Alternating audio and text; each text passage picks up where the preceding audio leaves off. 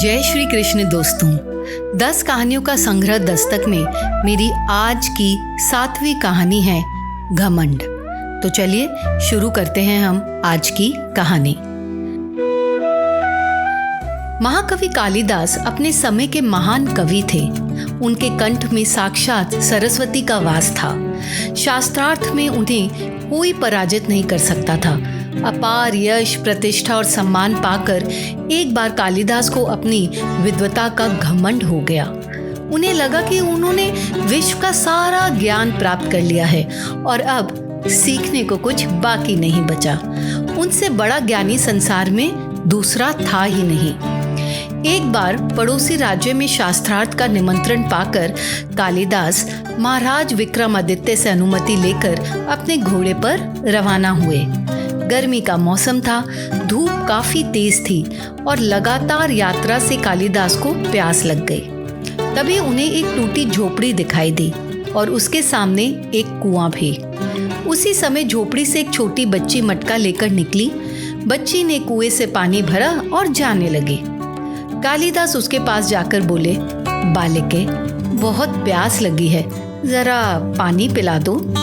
बच्ची ने कहा, आप कौन हैं? मैं आपको जानती भी नहीं, पहले अपना परिचय दीजिए। कालिदास को लगा कि मुझे कौन नहीं जानता, मुझे परिचय देने की क्या आवश्यकता। प्यास से बेहाल कालिदास बोले, बालिके, अभी तुम छोटी हो इसलिए मुझे नहीं जानती। घर में कोई बड़ा हो तो उसको भेजो, वो मुझे देखते ही पहचान लेगा। दूर दूर तक मेरा बहुत नाम और सम्मान है, मैं बहुत विद्वान व्यक्ति हूँ। कालिदास के बड़बोलेपन और घमंड भरे वचनों से अप्रभावित बालिका बोली, चलिए ठीक है, अगर यही बात है तो आपकी बुद्धिमत्ता की परख ले लेते हैं। ये बताइए, संसार में सिर्फ 2 ही बलवान हैं। अपनी प्यास बुझाना चाहते हैं तो उन दोनों का नाम बताइए। थोड़ी देर सोचकर कालिदास बोले, मुझे नहीं पता, तुम ही बता दो, मगर मुझे पानी पिला दो, मेरा गला सूख रहा है। बालिका बोली, 2 बलवान हैं, अन्न और जल। भूख और प्यास में इतनी शक्ति है कि बड़े से बड़े व्यक्ति को भी झुका दे। देखिए, तेज प्यास ने आपकी क्या हालत बना दी है। कालिदास चकित रह गए। लड़की का तर्क अकाट्य था।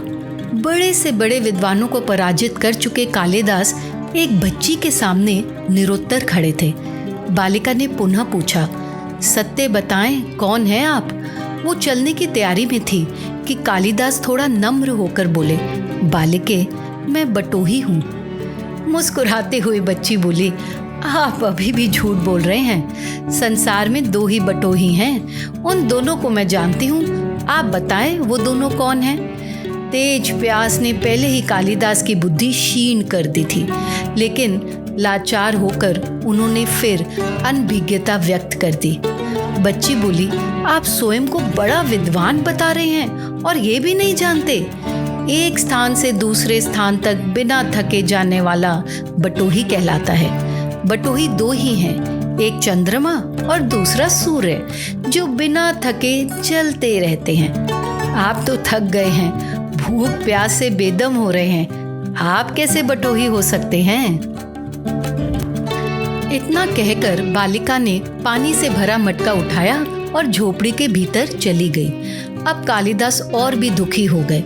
इतने अपमानित वे जीवन में कभी नहीं हुए। प्यास से शरीर की शक्ति घट रही थी, दिमाग चकरा रहा था। उन्होंने आशा से झोपड़ी की तरफ देखा। तभी अंदर से एक वृद्ध स्त्री निकली। उसके हाथ में खाली मटका था। वो कुएं से पानी भरने लगी। अब तक काफी नम्र हो चुके कालिदास बोले, माते, प्यास से मेरा बुरा हाल हो रहा है, भरपेट जरा पानी पिला दीजिए, बड़ा पुण्य होगा। बूढ़ी माँ बोली, बेटा, मैं तुम्हें जानती नहीं, कृपया अपना परिचय दीजिए, मैं अवश्य पानी पिला दूंगी। कालिदास ने कहा, मैं मेहमान हूँ, कृपया पानी पिला दें। मेहमान? तुम मेहमान कैसे हो सकते हो? संसार में तो बस 2 ही मेहमान हैं, पहला धन और दूसरा यौवन। इन्हें जाने में समय नहीं लगता। सत्य बताएं, आप कौन हैं? अब तक के सारे तर्क से पराजित हताश कालिदास बोले, मैं सहनशील हूँ, अब तो पानी पिला दें। सहनशील तो दो ही हैं। पहली धरती, जो पापी पुण्य आत्मा सबका बोझ सहती है, और दूसरा पेड़, जिनको पत्थर मारो फिर भी मीठे फल देते हैं। तुम सहनशील नहीं हो, सच बताओ कौन हो तुम? अब तक के तर्क वितर्क से झल्लाकर कालिदास बोले, मैं हठी हूँ। फिर असत्य, हठी तो दो ही हैं, पहला नख और दूसरा केश। कितना भी काटो बार बार निकल आते हैं। सत्य कहें ब्राह्मण, आप कौन हैं? पूरी तरह अपमानित और पराजित हो चुके कालिदास ने कहा, फिर तो मैं मूर्ख ही हूँ। नहीं, तुम मूर्ख कैसे हो सकते हो? मूर्ख तो दो ही हैं। पहला राजा, जो बिना योग्यता के भी सब पर शासन करता है, और दूसरा दरबारी पंडित, जो राजा को प्रसन्न करने के लिए गलत बात पर भी तर्क करके उसको सही सिद्ध करने की चेष्टा करता है। कुछ बोल ना सकने की स्थिति में कालिदास उनके पैर पर गिर पड़े और पानी की याचना में गिड़गिड़ाने लगे। उठो वत्स।